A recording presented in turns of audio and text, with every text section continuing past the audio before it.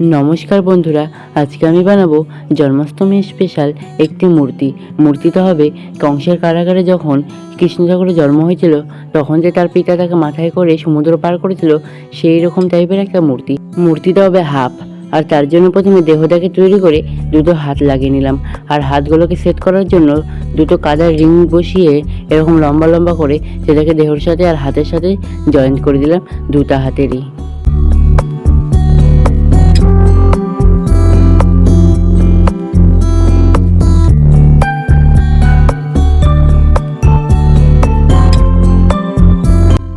এরকম একইভাবে এই হাতেও ওরকম কালার রিং বসিয়ে জয়েন্ট করে দিলাম হাত আর বডির সাথে।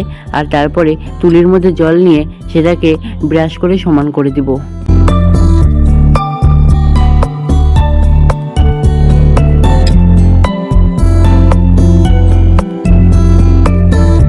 আর তারপর মাথা লাগানোর জন্য প্রথমে একটা গলা বসিয়ে নিলাম, সেই গলাটাকে ঠিকঠাক মতন কেটে সেটাকে দেহর সাথে জয়েন্ট করে নিলাম। আর তারপর আগে থেকে বানানো মাথাতেই বসিয়ে দিব সেখানে। আর তারপরে চুল আর দাড়ি দিয়ে দিব। আর এই মূর্তি বানানো যদি তোমাদের যদি একটুও ভালো লেগে থাকে তাহলে অবশ্যই একটি লাইক করে দিও।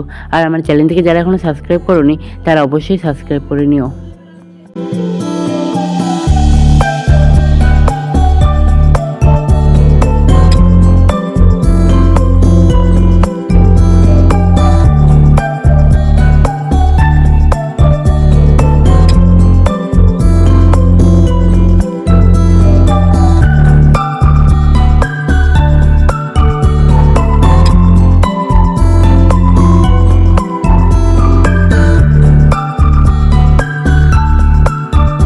এরপর চুলগুলোকে সুন্দরভাবে দাগ দিয়ে চুলের মতন ডিজাইন করে নিলাম।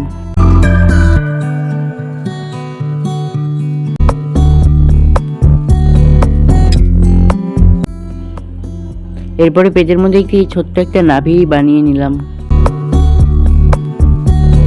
আর দাড়িটাকে ধোয়ার জন্য প্রথমে গলার ওখানে একটুখানি মাটি দিয়ে তারপরে দাড়ির মতন মাটি সেভ করে সেই মুখের মধ্যে বসিয়ে নিলাম। আর সাইডে একটু করে মাটি দিয়ে জল দিয়ে দাড়িটাকে সেট করে নিয়ে তারপরে দাগ করে দিলাম।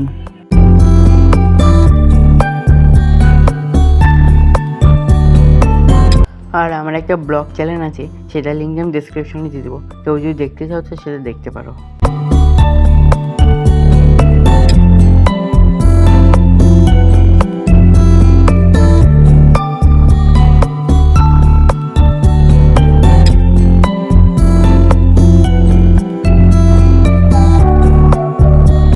আর যারা কৃষ্ণ ঠাকুরকে ভালোবাসো তারা অবশ্যই কমেন্টে একটি কৃষ্ণ ঠাকুরের নাম একটা সুন্দর কমেন্ট করে দিও।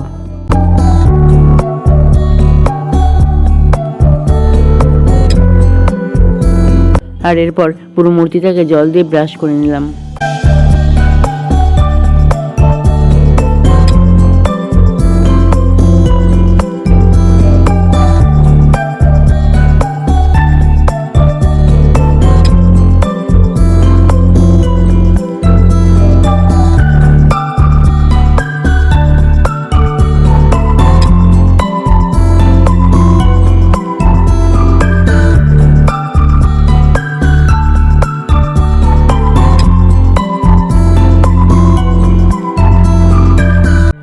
আর এরপর যখন দাড়ি কাটা হয়ে যাবে তখন আঙুল লাগানোর জন্য 4টা আঙুল একসাথে করে হাতের মধ্যে দিয়ে জল আর মাটির সাথে লাগিয়ে নেব।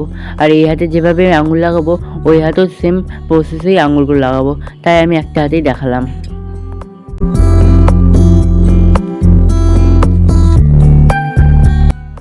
এরপর 5 নম্বর আঙুল বুড়ো আঙুলটাও লাগিয়ে নিলাম। আর হাতগুলোকে যদি একদম খালি খালি না লাগে তার জন্য দুটো হাতেই একটা করে বালা পরিয়ে দিলাম।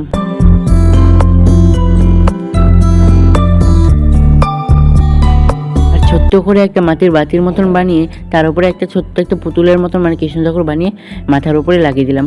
আর ওই কাঠিটাকে বড় রেখেছিলাম এই কারণে যাতে বাতিটাকে ফুটো করে সেখানে বসিয়ে দিতে পারে। আর আমার এই সিম্পল ঠাকুরটা কীরকম লাগলো কমেন্ট করে অবশ্যই জানাবে। আর একটি লাইক করে দিও।